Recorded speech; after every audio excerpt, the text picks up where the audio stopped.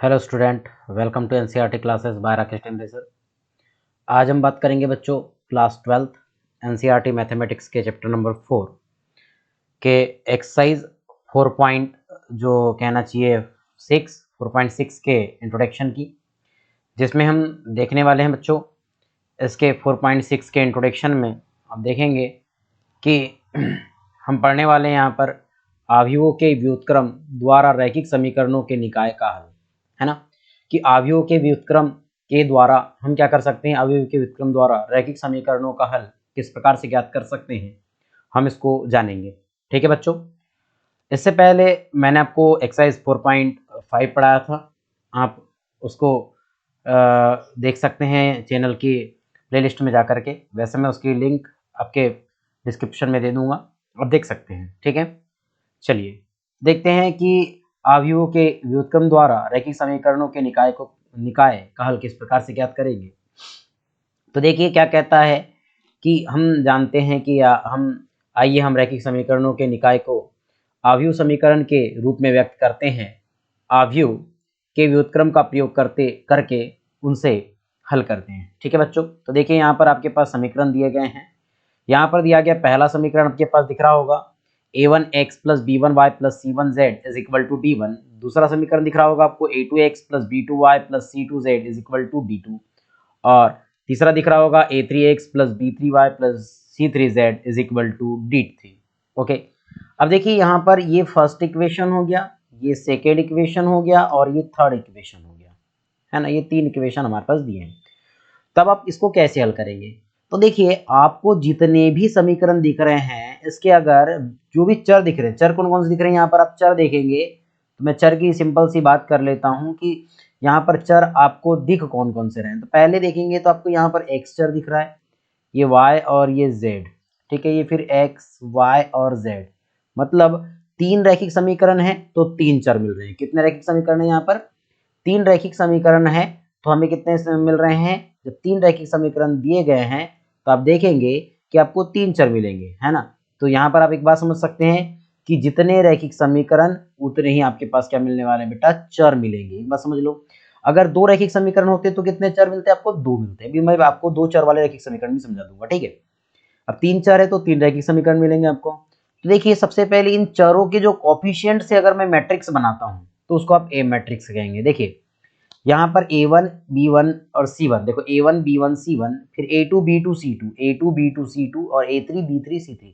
मतलब first equation के जो वेरिएबल है ना, वेरिएबल के जो आपके पास देखो जो चर है ना, चर है उसके देखिए कॉफिशिएंट जो दिख रहे हैं, कॉफिशिएंट को हम क्या बोलेंगे, फर्स्ट रो में रिप्रेजेंट करेंगे। फिर सेकंड जो इक्वेशन है उसके अपन कॉफिशिएंट को क्या बोलेंगे, सेकंड रो से रिप्रेजेंट करेंगे। और थर्ड इक्वेशन के जो कॉफिशिएंट है उसको थर्ड रो से रिप्रेजेंट करेंगे। तो आपको मिल जाएगा यहाँ पर, ये हो जाएगा मैट्रिक्स ए फाइंड होगा। ठीक है, उसके बाद आप आगे बढ़ते हैं तो देखिए यहाँ पर जितने भी चर होंगे, जितने चर होंगे उसमें देखो पहला चर x मिला तो x, फिर y, फिर z, मतलब ये x किसको रिप्रेजेंट करेगा, यहाँ के चरों को रिप्रेजेंट करने वाला है। और जो b रिप्रेजेंट करता है, जो b रिप्रेजेंट करता है वो कैसे किसको रिप्रेजेंट करता है, ये जो आपके पास क्या मिलते हैं, अचर अचर राशियां मिलती है d1 d2 d3। ठीक है, उसको b से रिप्रेजेंट करते हैं। तो इस समीकरण निकाय को तब क्या बोलते हैं, समीकरण निकाय को ax plus B is equal to ax is equal to B के रूप में निम्नलिखित रूप से व्यक्त किया जा सकता है। तो जब आप इस बात को हल करते हैं तब आप इस समीकरण को ऐसे लिख सकते हैं। कैसे लिख सकते हैं, ax is equal to B के रूप में लिख सकते हैं, और a की वैल्यू लिखिए, फिर x की वैल्यू लिखिए, फिर b की वैल्यू लिखिए। ठीक है, सेम अगर हम यहाँ पर बात करें कि केवल कितने चर वाले रैखिक समीकरण हो जाते हैं, मान के चलिए दो चर वाले रैखिक समीकरण होते हैं, तो दो चर वाले रैखिक समीकरणों को आप कैसे लिखेंगे इस पर थोड़ी सी बात कर लेते हैं। जैसे अगर मैंने कहा ये हो जाएगा a1x plus b1y is equal to ये हो जाएगा c1। फिर आप यहाँ देखेंगे या c1 रख सकते हैं, और यहाँ पर देखेंगे दूसरा इक्वेशन देखना है तो a2x plus b2y is equal to क्या हो जाएगा, c2। ठीक, अब यहाँ पर अगर हम a की बात करें बेटा तो a इज इक्वल टू क्या होगा, देखो जो भी चर दिए हैं, देखो x का जो कोफिशिएंट है वो a1 है तो a1 हो गया, फिर y का जो कोफिशिएंट है b1 है तो b1 हो गया, फिर x का कोफिशिएंट a2 है तो a2 हो गया, y का कोफिशिएंट b2 है तो b2 हो गया। ठीक है, ये आपका मैट्रिक्स A कहलाएगा। अगर आप मैट्रिक्स x फाइंड आउट करना चाहेंगे तो क्या निकलेगा, कौन कौन से चर है, x और y है, तो यहाँ लिखेंगे x और y। उसके बाद आप बी की बात करेंगे, मैट्रिक्स बी की, तो उसको कैसे फाइंड करेंगे, तो ये हो जाएगा C1 और ये हो जाएगा C2, ये आपके क्या हो जाएंगे, मैट्रिक्स कहलाएंगे। क्लियर हो गया। अब ध्यान से देखिएगा, अगर इसको रिप्रेजेंट करना है तो उसको करेंगे ax इज इक्वल टू हम b से, ax is equal to b से, तो a की वैल्यू को यहाँ पर रिप्रेजेंट करेंगे, तो a1 b1, ये हो जाएगा a2 b2, अब x की वैल्यू को रिप्रेजेंट करेंगे तो हो जाएगा x एंड y, उसके बाद इज इक्वल टू b की वैल्यू को रिप्रेजेंट करेंगे तो C1 C2। ठीक है, सेम इसी प्रकार से इसको रिप्रेजेंट करते हैं। तो अब इसको इस प्रकार से आगे हल करेंगे, तो देखते हैं हम इसको आगे कैसे लिख सकते हैं। ठीक है, तो देखिए हम आ गए यहाँ पर सेकंड स्लाइड पर। देखिए यहाँ पर पोजीशन दिया गया आपको, स्थिति नंबर 1, स्थिति नंबर 2, है ना। अब स्थिति नंबर फर्स्ट और स्थिति नंबर सेकंड को आप कैसे समझेंगे, देख लीजिए। देखिए यहाँ पर दिया स्थिति नंबर फर्स्ट, तो स्थिति नंबर फर्स्ट में देखेंगे आप, तो कहता है कि यदि एक व्युत्क्रमणीय अवयव है, यदि एक ऐसा अवयव है व्युत्क्रमणीय अवयव है। अब आपको ये व्युत्क्रमणीय और अव्युत्क्रमणीय अवयव पता होगा कि व्युत्क्रमणीय अवयव किसको कहते हैं और अव्युत्क्रमणीय अवयव किसको कहते हैं। तो हम सिंपल सी बात कहेंगे कि अगर मॉडुलस किसी भी मैट्रिक्स, अगर मैं सिंपल सी बात करूं कि हमारे पास कोई ये अवयव दिया गया है, सपोज यहीं पर हम ले लेते हैं, इसको अपन ऐसे रिप्रेजेंट कर देते हैं क्योंकि इससे समझ नहीं आता चीज। ठीक है, तो अगर हमने कहा कि मॉडुलस हमारे पास कोई मैट्रिक्स ए है, अगर ए का मैं मॉड फाइंड कर रहा हूं और नॉट इक्वल टू 0 है, तो ये व्युत्क्रमणीय है। तो ये क्या है, व्युत्क्रमणीय है।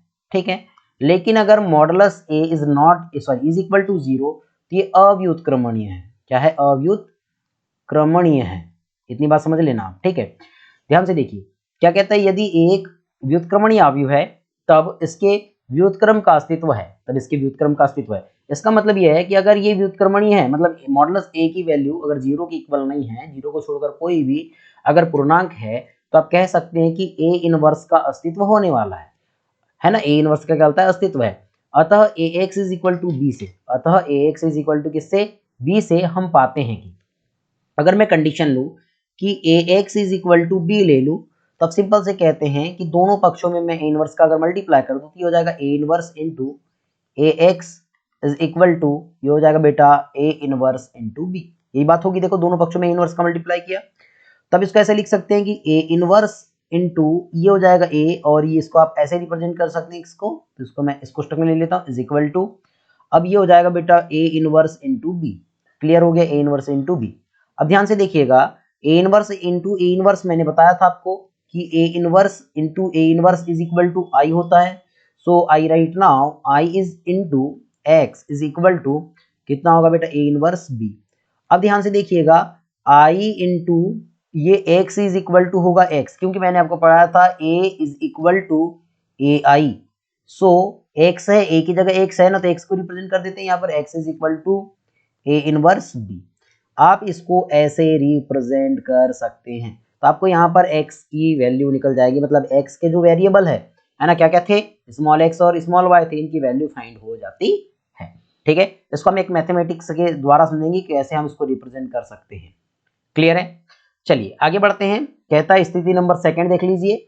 स्थिति नंबर सेकंड में आपके पास क्या दिया गया है, तो देखो कहता है यदि a एक अव्युत्क्रमणीय अवयव है, यानी कि modulus a is not equal to 0। देखो अभी बात बता दिया था मैंने आपको, यहाँ पर समझा दिया इन बातों को। ठीक है, तो क्या कहता है कि modulus a is equal to 0 होता है।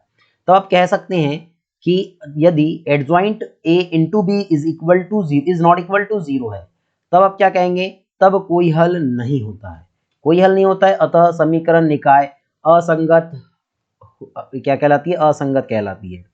अब बात समझ लो यहां पर कि अगर a into adjoint a into B is does not equal to 0 कह देते हैं। ध्यान से समझिएगा मेरी बात को, अगर एडजॉइंट a निकाल दिया और फिर b का मल्टीप्लाई किया और वो 0 के नॉट इक्वल टू आया, तो आप क्या कहेंगे, कोई हल नहीं होगा। क्या होगा, कोई हल नहीं होगा। अब आपने कक्षा 10 में पढ़े कि कोई हल नहीं होता है। कोई हल कब नहीं होता बेटा, जब दो रेखाएं एक दूसरे के कैसे हो जाती है, समांतर होती है, तभी तो कोई हल नहीं होता ना। कोई हल नहीं होता, इसका मतलब ये रेखाएं कैसी है, असंगत है। ये रेखा कैसी होती है, समीकरण निकाय कैसे हो जाते हैं, असंगत हो जाते हैं। इस बात को याद रखना, जब कोई हल नहीं विकल्प में आ सकता है ना, कोई हल नहीं होता है, तो समीकरण निकाय क्या कहलाते हैं, असंगत कहलाते हैं। अब कहता हूं कि adjoint a into B is equal to 0, तब निकाय संगत या असंगत होगी, क्योंकि निकाय के अनंत अनेक हल या कोई हल नहीं होगा। जब ये बराबर 0 हो जाएगा, तब या तो संगत भी होंगे या असंगत हो सकते हैं, क्योंकि निकाय के अनंत अनेक हल या कोई हल नहीं होगा। अब अनंत अनेक हल कब होते थे? जब रेखाएं कैसे हो जाती है? समपाती, यानी एक के ऊपर एक चलती है। ये बात बता दिया था मैंने आपको, क्लास 10 में देख लेना है, ठीक है। अब देखिए, तो इस बात को हम समझ गए कि कब यहाँ पर कोई हल नहीं होगा और कब कोई हल होंगे, इस बात को समझ लिए ना। अब हम क्या करने वाले हैं, इसके हल को समझेंगे कि इन क्वेश्चनों को कैसे हल करने वाले हैं, ठीक है। तो देखिएगा, आपके पास दिया है एग्जाम्पल नंबर 27 में कहता है, यानी कि एग्जाम्पल दिया है, देखो यहाँ पर दो चर दिया है, एक्स और वाई, क्लियर है। तो हमको इसी को समझना है, एक्स और वाई को, क्लियर। तो कहता है कि निम्नलिखित समीकरण निकाय को हल कीजिए। हमने निम्नलिखित समीकरण निकाय है उसे हमें क्या करना है? हल करना है। तो इसको हम कैसे हल करेंगे देख लीजिएगा अच्छे से। देखिए, मैं एक कंडीशन को यहीं पर बताना चाहूंगा आपको, ठीक। एक सेकेंड रुक जाइए, इसको क्लीन कर देते हैं थोड़ा सा, फिर इसके बाद हम आपको समझाएंगे कि इसको किस प्रकार से हल करेंगे आप। चलिए स्टार्ट करते हैं। क्या क्या बात कहा है यहाँ पर, ध्यान से देखिएगा। देखिए, यहाँ पर दिया गया आपके पास दो इक्वेशन दिया गया है, बहुत ही ध्यान से देखिएगा। दो इक्वेशन है और वो इक्वेशन क्या क्या है? पहली इक्वेशन आपको दिख रही है 2x plus 5y is equal to 1 और दूसरी इक्वेशन दिख रही है 3x plus 2y is equal to 7। सबसे पहले हम इसको ax प्लस b मतलब a निकाल लेते हैं। तो a की देखिएगा ध्यान से, यहाँ पर दिख रहा है आपको, है ना। आप कह सकते हैं यहाँ पर a, यहाँ तो बना हुआ है, मैं बता देता हूँ, जहाँ कहीं पर कुछ चीज आपको समझ नहीं आएगी उन चीजों को हम लिखते चलेंगे, ठीक है। देखिए a बराबर देखो 2 5 3 2, इसका मतलब देखो ये 2 मिल गया आपको, ये 5 मिल गया। देखो यहाँ ध्यान से देखेंगे, 2 मिल गया, 5 फिर 3 और ये 2, ठीक है। देखो a मिल गया। x निकालना चाहेंगे तो x और y दो ही चर है तो x y आ जाएगा, और b निकालना चाहेंगे तो 1 और 7, ठीक है। अब देखिए, अब यहाँ पर सबसे पहले आप मॉडुलस a निकाल के देख लो। सबसे पहले आपको यहाँ पर मॉडुलस a फाइंड करना पड़ेगा। क्या फाइंड करना पड़ेगा? Modulus a। अगर modulus a does not equal to 0 है तो इसका मतलब आपको आगे हल करना है। और अगर a यानी कि जो a मॉडुलस a है, अगर ये डज नॉट इक्वल टू 0 नहीं आता, मतलब कि इज इक्वल टू 0 आ जाता है, इसका मतलब आपको आगे हल नहीं करना है, क्योंकि इसका इनवर्स फाइंड आउट नहीं किया जा सकता ना, ठीक है। तो सबसे पहले अगर मॉडुलस a निकालते तो मॉडुलस a कैसे निकलेगा? तो देखो, मॉडुलस है a, पहले क्या था हमारे पास? मैट्रिक्स था। अब इसको हमने क्या कर दिया? डिटरमिनेंट्स में कन्वर्ट कर दिया, ठीक है। ये हो जाएगा 2 5 3 और ये हो जाएगा 2, ठीक है। चलिए, दिस इक्वल टू, अब 2 का गुना 2 से करेंगे तो 2 दूनी कितना होगा बेटा? 4, फिर 5 दिया 15, तो यहाँ हो जाएगा ऋण 15 बराबर 5 में से ऋण 15 अगर घटा दूं तो बेटा ये ऋण 11 होगा, ठीक है। अब ऋण 11 देखेंगे तो डज नॉट इक्वल टू 0, 0 के बराबर है क्या बेटा? नहीं है। इसका मतलब इसके व्युत्क्रम का मतलब कि इसका ये क्या है? एक व्युत्क्रमणीय अवयव है। इसका मतलब इसको आगे हल किया जा सकता है, ठीक है। अब ध्यान से देखिएगा, अब ध्यान से देखिए, अब यहाँ पर कंडीशन एक एक दिया गया है तो उसको समझते चलिएगा। अब इसको आगे हम बताना चाहेंगे। देखो, अब क्या करेंगे आप? जैसे ही आपने मॉडुलस a की वैल्यू निकाल दिया, नॉट इक्वल टू 0 है ना, -11 आ गया। अब क्या काम करेंगे आप? a इनवर्स फाइंड करेंगे। अब a इनवर्स कैसे निकलेगा? तो a इनवर्स निकालने का एक ही फंडा है ना। a इनवर्स निकालने के लिए आप अभी सबसे पहले क्या करोगे? सहखंडज ज्ञात करोगे। चलो अब सहखंडज देख लेते हैं, सहखंडज कैसे निकालेंगे। तो देखिए, अब क्या क्या काम करेंगे बेटा कि हमारे पास आव्यूह तो a ये दिया है ना। अब सहखंडज देखो ध्यान से, तो मैं क्या करूंगा? a11 पहले फाइंड करूंगा। तो a11 क्या निकलेगा? a11 निकलता है बेटा, a11 देखो, a11 मतलब इस 2 का जो सहखंडज देखोगे तो ये 2 दिख रहा है, तो मैं क्या कह सकता हूँ? 2 होगा। अगर इसको सहखंडज ज्ञात करते नहीं आता है ना, तो सबसे पहले बेटा क्या कर ले? इसके पहले के वीडियो देख ले, मतलब कि 4.5 में मैंने सिखाऊं, 4.5 के इंट्रोडक्शन भी सिखाऊं।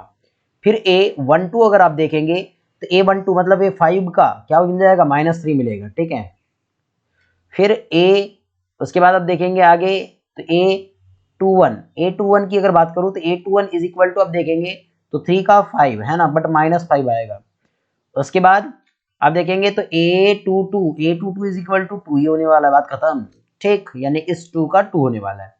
तो आप एडज्वाइंट है ना, एडज्वाइंट a निकालेंगे तो ये होता है बेटा आपका एडज्वाइंट a का मतलब होता है a11 फिर a12 फिर a21 और a22, यही बात होती है। चलो मान रखो, क्या होगा? ये हो जाएगा आपका 2, फिर होगा -3 है ना, 2 हो जाएगा, फिर -3 हो जाएगा, फिर -5 हो जाएगा, और फिर कितना होने वाला बेटा? 2 होने वाला है, ठीक है। अब देखिए, आप a इनवर्स कैसे निकालते हैं? तो a inverse is equal to क्या होता है? 1/मॉडुलस a इंटू एडज्वाइंट a होता है, ठीक। दिस इक्वल टू 1/-11 चलो ठीक है, एडजॉइंट ए की वैल्यू कितनी हो जाएगी 2 -5 -3 और ये 2। ओके, सो इसी प्रकार से देखिए यहां पर भी इसने निकाल के रख दिया है। देखिएगा, ये देखो ए इनवर्स की वैल्यू निकाला है। ठीक है, अब ए इनवर्स निकाल के रखा है, आपको एक्स की वैल्यू चाहिए तो आप क्या करेंगे, अब क्या करेंगे यहाँ पर, अब यहाँ पर आप करने वाले हैं कि एक्स की वैल्यू का मल्टीप्लीकेशन करेंगे। तो देखो X is equal to A inverse B, है ना, ए इनवर्स बी। तो देखो सबसे पहले क्या हो गया यहाँ पर कि हमने ए इनवर्स की वैल्यू ले लिया, ये इनटू बी कर दिया। ठीक है, यहाँ पर जैसे मल्टीप्लीकेशन किया, उसके बाद देखिए कि जैसे मल्टीप्लीकेशन करोगे यहाँ पर, तो मैं मल्टीप्लीकेशन करके आपको बता देता हूँ कि कैसे मल्टीप्लीकेशन करना होता है। ठीक है, तो देखिए सबसे पहले मैं यहाँ निकालना चाहूंगा, तो X is equal to A inverse B, यही निकालना चाहूंगा। ठीक है, तो ये कैसे ज्ञात करेंगे, आप ध्यान से देखिएगा ये कैसे ज्ञात करते हैं। तो देखिए सबसे पहले x की वैल्यू तो ये हो जाएगी आपके पास x और y, ठीक है, is equal to A inverse की वैल्यू ये है, ए इनवर्स की वैल्यू यहां रख देता हूं -1/11 इंटू, अब ध्यान से देखिएगा ये हो जाएगा 2 -5 -3 और ये हो जाएगा 2। ठीक है, अब b की वैल्यू आप देखेंगे तो 17। जैसे ही आप मल्टीप्लीकेशन करते हैं तो यहां पर क्या आएगा, देखो -1/11 तो जैसा कि वैसा रख दीजिए। तो मल्टीप्लीकेशन करोगे फर्स्ट रो का फर्स्ट, पहले फर्स्ट रो का फर्स्ट कॉलम के साथ कितना होगा, ये देखो ये 2 क्रॉस 2 है और ये कितना है 2 क्रॉस 1 है, तुमको कितना आएगा 2 क्रॉस 1 की मिलेगी, है ना। तो मतलब 2 एकम 2, 5 7 35, तो ऋण 35। ठीक है, अब ध्यान से देखिएगा, फिर साथ ऋण 3 का करेंगे तो ऋण 3 हो जाएगा और 2 साते 14 हो जाएगा। ठीक है, अब इसको हल करेंगे आप, तो दिस इक्वल टू -1/11। अब देखेंगे कितना होने वाला है, माइनस से 33 हो जाएगा और 7 दूनी 14 था ना, ये ठीक है 14। 14 में से अगर 3 को घटाऊंगा तो कितना आएगा, ये आ जाएगा आपके पास 11 आएगा।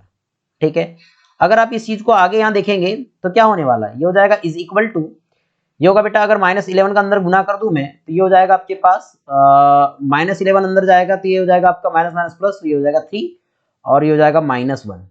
मतलब ये किसकी वैल्यू निकल गई, x और y की वैल्यू निकल गई। ठीक है, यही बात निकाला देखो x y की, तो x की जगह क्या दिख रहा है, संगत अवयव की परिभाषा से, संगत अवयव की परिभाषा से, संगत अवयव की परिभाषा से क्या होता है, संगत अवयव बराबर हो जाते हैं। मतलब x इज इक्वल टू कितना होगा 3 और y इज इक्वल टू कितना होगा -1 होगा, और ये आपका क्या हो जाएगा, आंसर हो जाएगा। यही चीजों को आपने किस में देखा है, ये इन्हीं चीजों को आपने देखिए क्लास 10th में देखा है 4 विधियों द्वारा। यहाँ पर हमने अवयव विधि से देख लिया। ठीक है, तो इसी प्रकार से आप क्वेश्चनों को हल करेंगे। ठीक है बच्चों, तो इसके बाद हम नेक्स्ट वीडियो मिलेंगे इसके एक्सरसाइज के साथ। Thank you.